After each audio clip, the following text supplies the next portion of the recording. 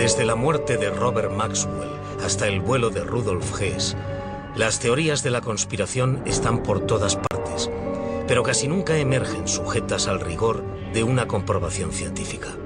El presente documental somete algunas de las teorías conspiratorias más duraderas e intrigantes a una batería de pruebas científicas.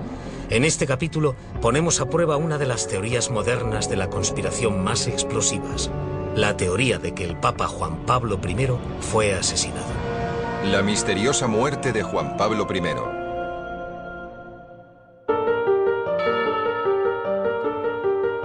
El 26 de agosto de 1978, el cardenal Albino Luciani se convirtió en el Papa Juan Pablo I, líder espiritual de casi una quinta parte de la población mundial. Tenemos Papa. Cardenal Luciani. Le apodaron el Papa Sonriente. Su enfoque moderno y modesto fue bienvenido en todo el mundo, pero un papado que empezó prometedoramente terminó de repente. Tras solo 33 días en el cargo, Juan Pablo I murió. El Vaticano presentó la muerte del Papa como una simple tragedia. Anunció que había muerto de un infarto, pero enseguida surgieron dudas. Se creía que el Papa Juan Pablo I estaba en perfecto estado de salud cuando le eligieron. ¿No había algo sospechoso en su repentina muerte? ¿Por qué había decidido el Vaticano que no habría autopsia? Empezaron los rumores avivados por la falta de claridad del Vaticano respecto a las circunstancias de la muerte del Papa. No pasó mucho tiempo antes de que surgieran las primeras teorías conspiratorias. A pesar de los esfuerzos del Vaticano por acallar esas teorías, hay una que ha permanecido arraigada en la imaginación popular. Es la teoría que afirma que al Papa le envenenaron un grupo de religiosos y banqueros que temían que investigara las finanzas del Vaticano. No hubo infarto, dicen los teóricos. El Papa fue asesinado. Esta es la teoría de la conspiración que ponemos a prueba. Paul Williams es un historiador eclesiástico que ha escrito varios libros, incluyendo The Vatican Exposed. Trabajó durante años como asesor del FBI. Yo creo que el Papa fue asesinado. Creo que el Papa murió porque le administraron digitalis y creo que le asesinaron porque había reputaciones en juego y se podrían haber perdido fortunas si hubiese continuado siendo Papa. El encubrimiento se inició casi inmediatamente. El secretario de Estado del Vaticano pidió un embalsamamiento inmediato del cuerpo del Papa sin sacarle nada de sangre. Esto hizo que la autopsia fuese casi imposible. Esta teoría de la conspiración se asienta sobre tres pruebas principales. Primero, el embalsamamiento o la conservación del cuerpo, que se hizo innecesaria y sospechosamente pronto. Segundo, la contaminación del cuerpo del Papa muerto con líquido embalsamador, que es una buena manera de esconder la presencia de un compuesto natural, pero mortal, conocido como digitalis. Tercero, el relato del Vaticano sobre el último día del Papa en el cargo está lleno de contradicciones y es increíble. Un equipo de toxicólogos, embalsamadores y patólogos hará una serie de rigurosas pruebas científicas para poner a prueba estas afirmaciones. Primero, el momento en el que empezó el embalsamamiento. La ley italiana dice que el proceso de embalsamamiento no puede empezar hasta 24 horas después de que el cuerpo sea descubierto. Cuando murió el Papa Pablo VI, varias semanas antes, su cuerpo no fue embalsamado hasta 24 horas después de su muerte. Es una ley italiana a la que el Vaticano se adhirió. En este caso, el Vaticano exigió que el cuerpo fuese embalsamado inmediatamente. La razón que dio el Vaticano fue que un embalsamamiento rápido evitaría que el cuerpo del Papa se pudriese con el calor del verano romano mientras yacía en la capilla ardiente durante 4 días. Según Paul Williams, el cuerpo del Papa se embalsamaba apenas 6 horas después de ser encontrado, en marcado contraste con su predecesor, que había muerto solo 33 días antes durante el mismo cálido verano. ¿Existía realmente el riesgo de que el cuerpo de Juan Pablo I se pudriese o podemos demostrar científicamente que ese riesgo no existía? ¿Es una tapadera del Vaticano? El embalsamador Terry Knight lleva a cabo un experimento para descubrir la rapidez con la que un cuerpo se descompondría en las condiciones que existían en Roma en 1978. Lo que hemos hecho ha sido poner este cerdo en un contenedor para poder controlar la temperatura a través de este aparato. Lo tenemos entre 17 y 18 grados, así que el pobre animal está a exactamente la misma temperatura que había ese día en Roma, cuando el Papa murió. Hemos calculado una media de temperatura de 17 o 18 grados haciendo la media de las temperaturas nocturnas y diurnas registradas en Roma en los días posteriores a la muerte del Papa. Los cerdos se descomponen a un ritmo similar al de los seres humanos, porque su musculatura es similar a la humana, igual que la grasa que tienen debajo, el pelo o la piel. Así que se parece mucho a lo que le habría pasado a un ser humano. Se sella el container y el cuerpo se mantiene a temperatura constante hasta el día siguiente. Se deja que la naturaleza siga su curso. Son las mismas condiciones que en el Vaticano. En Roma, durante 1978, hacía calor y había humedad. Creo que el crecimiento bacteriano sería muy rápido. La descomposición empezaría por el cuadrante inferior izquierdo del cuerpo y después se extendería rápidamente por las mucosas del cuerpo. Terry regresa 30 horas después de la muerte del cerdo. Teniendo en cuenta las 6 horas que el cuerpo del Papa pasó sin ser descubierto, ese es el momento en el que el Vaticano debería haber empezado a embalsamar según la ley italiana. ¿Habrá empezado a descomponerse el cerdo significativamente, demostrando que el Vaticano tenía una justificación para empezar antes el embalsamamiento? Una de las zonas que examinaríamos para averiguar si ha empezado la descomposición sería bajo el abdomen. Y no hay señales discernibles de descomposición. Un poco más arriba tampoco parece haber descomposición. No hay señales visuales que indiquen que la descomposición ha comenzado. ¿Cuánto tiempo cree Terry que se podría retrasar el embalsamamiento y todavía conseguir un buen resultado? El periodo de tiempo que podríamos tener al cerdo sin embalsamar, diría que sería de al menos 2, 3 o quizás 4 días más. Aún estaría bien. Según nuestros descubrimientos, el Vaticano embalsamó el cuerpo del Papa mucho antes de lo necesario. En su precipitación, desoyeron tanto la ley italiana como los códigos de práctica existentes en otros países. En este país, el embalsamamiento se lleva a cabo normalmente entre 4 y 7 días después.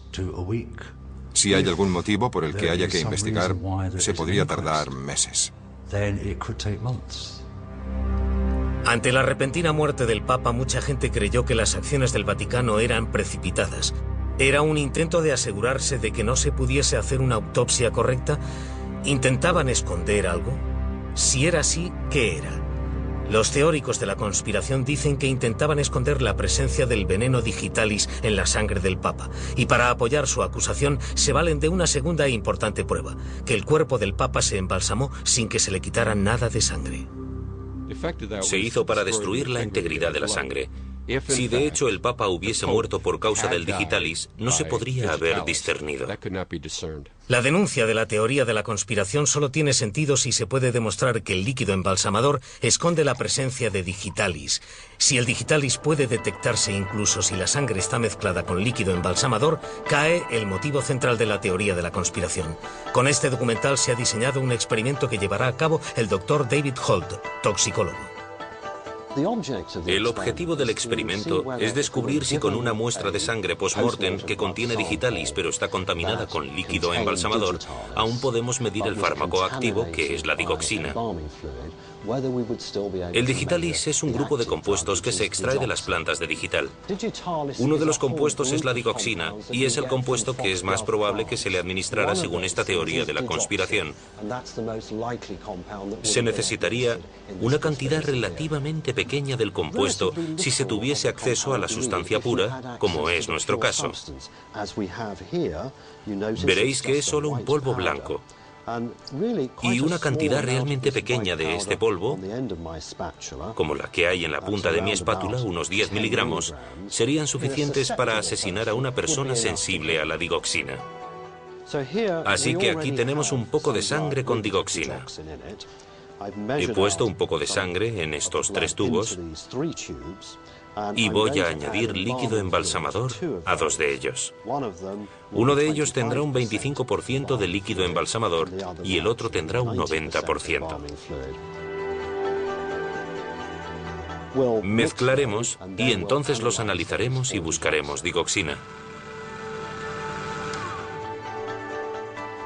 Esta máquina estaba disponible a finales de los años 70 y es una de las que se usaba para medir la digoxina.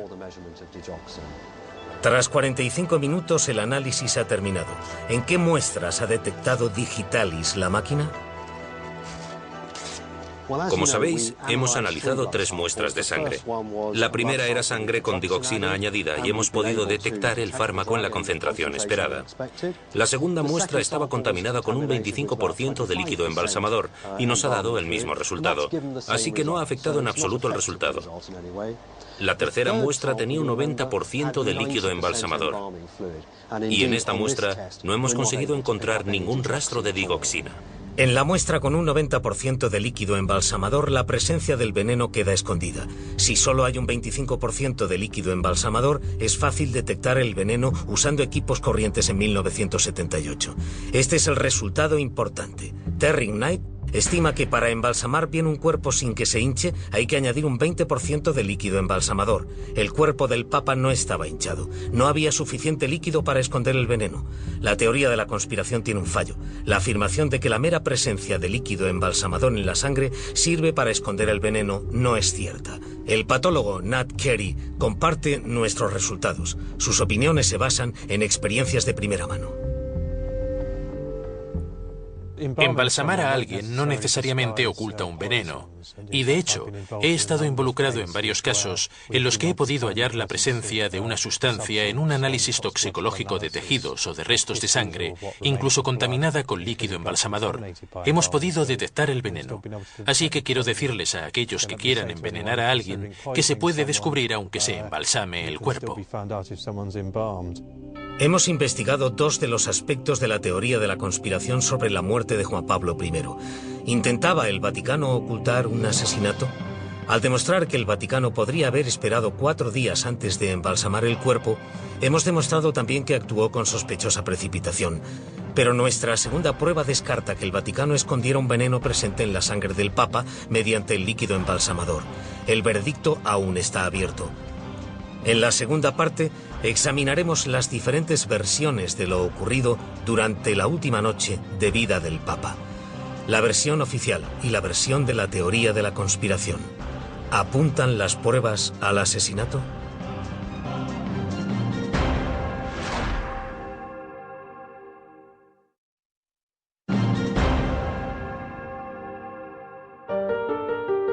El 28 de septiembre de 1978, Juan Pablo I murió tras 33 días de papado. Los teóricos de la conspiración creen que le asesinaron para evitar que llevase a cabo una investigación sobre las finanzas del Vaticano. Este documental debate sobre la afirmación de que el Vaticano bloqueó la investigación sobre la causa de la muerte del Papa. Hemos encontrado pruebas para apoyar la teoría de que al menos se hizo un intento de encubrimiento. Sin embargo, eso no es una prueba de asesinato. Ahora nos centraremos en lo que ocurrió durante las últimas horas del Papa. El relato de la teoría de la conspiración es muy diferente al oficial. En nuestra tercera y última prueba, estudiaremos estos relatos para ver cuál es científicamente más creíble. No hay pruebas independientes, no hay fotografías de la escena de la muerte y no hay informes de la policía. Solo tenemos las pruebas que ha presentado el Vaticano, pero hay maneras muy diferentes de interpretar esas pruebas.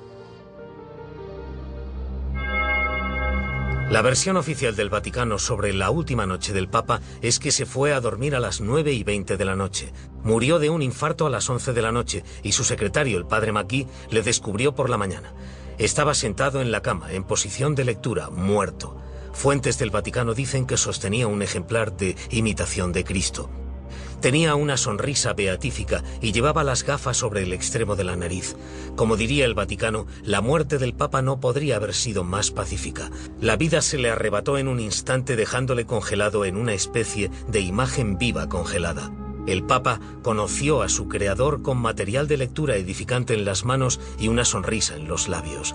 Mucha gente ha dicho que el relato del Vaticano sobre el aspecto del Papa tras lo que había sido un infarto masivo simplemente no es creíble. El Dr. Carey es uno de los mejores patólogos forenses del Reino Unido. Ha estado en cientos de escenarios de crímenes y ve diariamente la realidad de la muerte. ¿Es la posición final del Papa posible tal y como la describe el Vaticano? Creo que hay algunos aspectos de la posición que son perfectamente aceptables. Por ejemplo, que estuviese ahí, tumbado tranquilamente con las gafas puestas sobre la nariz, para mí no supone ningún problema, porque es una posición en la que podría acabar alguien cuya muerte fuese muy repentina. Pero que esbozase una sonrisa simplemente no pudo ocurrir. Generalmente los músculos faciales se relajan completamente, así que no es posible mantener la expresión que se tenía antes de la muerte.